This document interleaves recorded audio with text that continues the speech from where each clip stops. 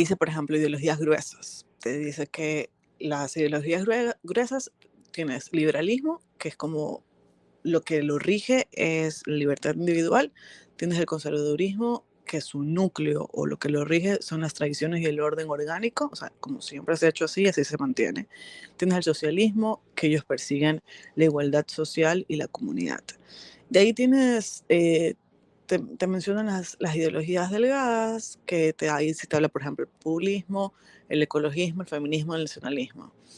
Y hay una cosa súper interesante sobre el sentido común, porque muchas veces se cree que también el sentido común es parte de una ideología o la forma en la que lo pones, pero en realidad no, sino que para él lo que significaba la ideología es síntesis, o sea, donde tú mezclas un montón de pensamientos para querer ponerlo como la forma más práctica del mundo, pero en realidad simplemente para él significaba de que tú no quieres definir todo el cual como lo eres.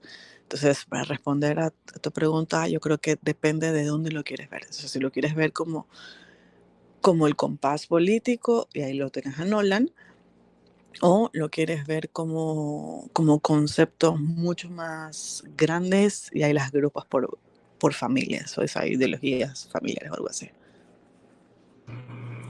Sí, me gusta. Miren, yo en esto siento que también desde el artículo este, que son 16 páginas, igual ahí se los voy a compartir, eh, este Kennedy hablaba de cómo fueron cambiando las concepciones de las palabras, ¿verdad? Y cómo va evolucionando, pero creo que hay que entender, y creo que Mauri justamente está diciendo un nuevo significado de lo que significaban las ideologías para entonces, porque sí hay, creo yo, como también lo dice el autor de Mauri, ciertos grupos, ¿verdad?, que tienen más afinidades y ciertas como intersecciones que comparten dentro de cada quien sus ideologías, comparten a veces conclusiones, a veces valores, a veces prioridades, y ahí es donde puede haber un diálogo, ¿verdad? Pero se ha vuelto una cosa como se ha casi que militarizado la política y el diálogo de alianzas, entonces como que se agrupan y terminamos sí teniendo, creo yo, hoy por hoy lo que significa izquierda y lo que significa derecha, sí son estos dos grupos de personas tal vez carentes de una ideología congruente, pero que han tomado bandos en un mundo polarizado, ¿verdad? Creo que hay una dinámica que está sucediendo así. Sí se hereda un poquito, ¿verdad? De todo esto que la derecha eran los conservadores, ¿verdad? Los que estaban sentados del lado izquierdo eran los que querían, eran más los revolucionarios que querían distribuir el poder. Y sí, o sea, yo sí creo que históricamente siempre hay un tipo de dinámica entre unos dos bandos principales, ¿verdad? Y que suele ser unos más conservadores y unos que quieren cambiar las cosas. Pero ha cambiado durante la historia, la dinámica, lo que piden, lo que está en pugna, ¿verdad? Y creo que ese tal vez fue el éxito del marxismo como una de las primeras ideologías que le dio una narrativa a esto, ¿verdad? Que son los terratenientes contra no sé qué y todo el materialismo histórico, ¿verdad? Pero hay otras teorías que te pueden explicar la historia y también creo que eso es importante para entender dónde estamos, ¿verdad? Entonces, entender cuáles son las raíces de las cosas que tú crees y ver para atrás como que no creer que viniste al mundo y en ese momento empezó, sino que saber a qué dinámica entraste, ¿verdad? Y qué se está jugando. Es de mucha utilidad, pero también el idioma se adapta y cambia. Creo que es importante ir viendo eso como reflejo del mundo y por qué fue pasando en qué momento. Y hoy por hoy, o sea, para todo esto, para hoy por hoy, decir, bueno, estamos en estos grupos, ¿cómo podemos empezar a hacer más puentes? Porque así como tenemos estas sombrías, creo que hay muchas cosas que incluso entre la izquierda y la derecha que están súper polarizadas hoy, estos grupos casi que amorfos, hay cosas en común y hay cosas por las que podemos trabajar todos juntos. Y siento que esa es la importancia de también hablar de las ideologías, entenderlas como herramientas y no como que nos permitan solucionar y no como estas cosas que nos manipulan para ahogarnos más. Y, y no sé si eso responde la pregunta de alguna manera. No, no se preocupen porque la pregunta yo creo que no es demasiado amplia para ser respondida así de manera concreta. Ese era el punto, simplemente hacer aproximaciones. Yo tengo una visión un poco diferente, tal vez un poco más, eh, no tan académica tal vez como la suya, que es necesaria y absolutamente útil. Pero yo veo el tema de los conceptos de derecha e izquierda como una manera de aglutinar a personas, a grupos, en un discurso político, ¿no? Y el problema para mí con esa aglutinación es que eh, vuelves a un grupo de personas que puede llegar a ser muy distinto entre sí, si bien comparten ciertos valores, pueden ser muy distintos entre sí, tener intereses distintos, los vuelves una suerte de bloque monolítico que tiene como una dirección muy específica, cuando en realidad, cuando en verdad no funciona así. Ese es mi como tema con las definiciones de izquierda y de derecha, que en el discurso político actual se usa más que nada para... se, se usa como algo despectivo, cuando en realidad, si bien está basado en como ustedes dijeron, en valores reales, en valores políticos, o sea, reales que tienen historia y contenido, pues actualmente se usan es para hablar mal de un grupo o para hablar de alguien despectivamente. Solo para poner un ejemplo, cuando teníamos varios presidentes que eran eh, parte del grupo del socialismo del siglo XXI. O sea, no había grupo más demonizado que la derecha. Y la derecha para ellos podía ser los periodistas, podían ser los banqueros, podían ser los empresarios, podrían ser eh, las Los empresas. activistas. Ajá, Justo para deshumanizar la oposición. exactamente. Sí, Pero sí. mi punto es que son grupos de personas muy amplios como para ponerlos en un solo grupo de esa manera. Y para mí eso es precisamente lo que eh, erosiona el discurso político, ¿no? O sea, decir, es que usted es derecha, váyase para allá con toda esa gente, ustedes todos piensen igual, y yo no pienso como ustedes, que es lo que decía María, ¿no? Es como que eliminas los canales de diálogo.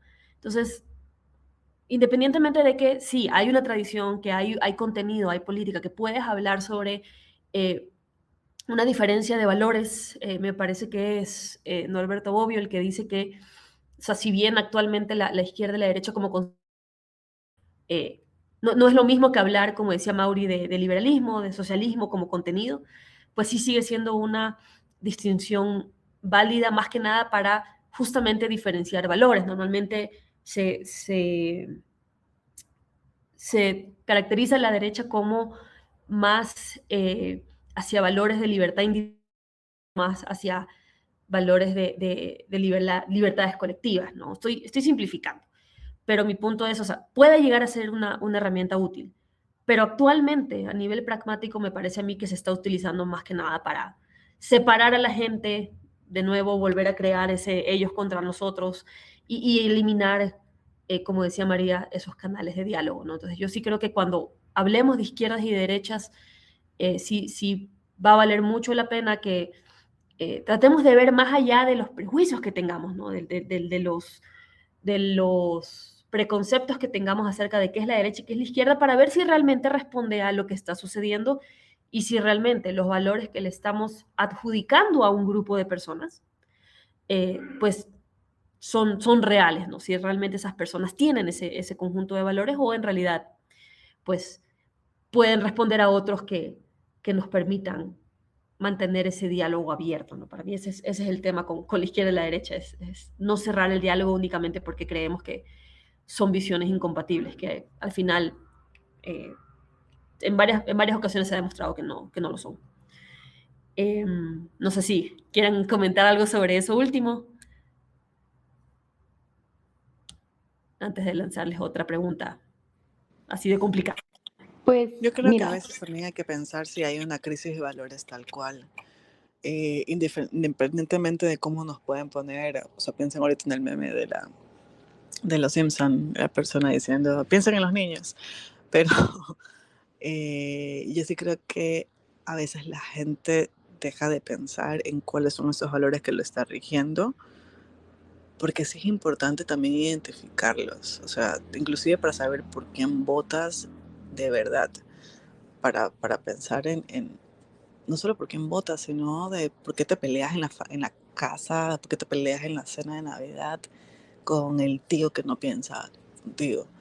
Y en realidad no es porque no piensa lo mismo, sino es porque ambos tienen una visión muy distinta a cómo se debe responder ante un mismo problema, y el valor que a ti te rige es muy distinto al que te rige la otra persona. Entonces, tal vez pensando en eso haría de que la gente deje de pelearse por tonterías y comience a tener una solución real ante las cosas.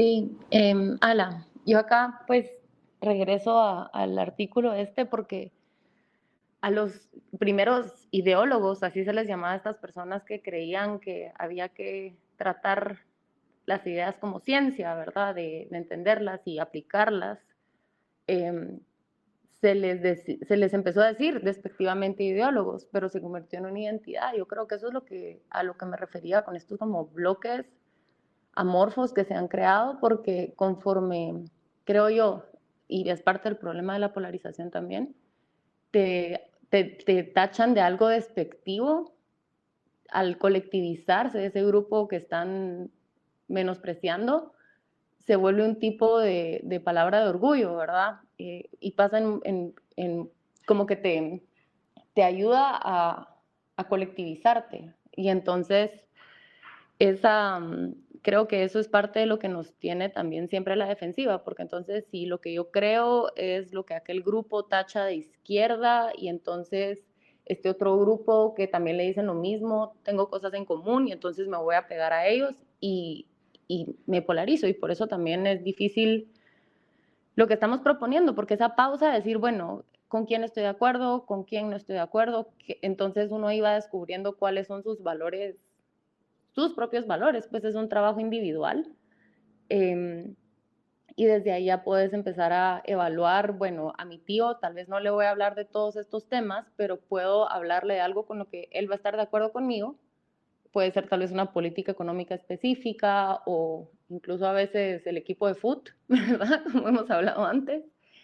Eh, pero lograr entablar ese puente antes de hablar de todo con lo que no estamos de acuerdo. Y eso lo decía también Muso Ayau, que a la hora de hablar con alguien, asumí la mejor de las intenciones. O sea, si estamos viendo dos formas de solucionar el hambre de niños, y una es de derecha y otra es de izquierda, no pelearse porque él es de izquierda y el otro es de derecha, sino asumir que hay una intención común y desde ahí resolver el problema. Eh, pero eso, ajá, toma trabajo personal, creo yo. Es Y duro, es bien es duro. duro. Y de años, pues, porque yo he pasado por muchas ideologías y me radicalizo en unas, pero es justamente a través de este diálogo que he logrado tener y creo que por eso tenemos una amistad como la que tenemos, porque son espacios seguros donde uno puede evaluar cosas y proponer cosas y incluso a nosotras nos gusta, creo yo, proponer cosas y que te las debatan, ¿verdad? Así como ver los hoyos en lo que crees y decir como, ver, sí, acá hay una contradicción que no había visto. Y te ayuda a ser una persona, creo yo, más congruente, como decía Vicky, que también valoramos. Y creo que es, como decía Mauri, la crisis de valor.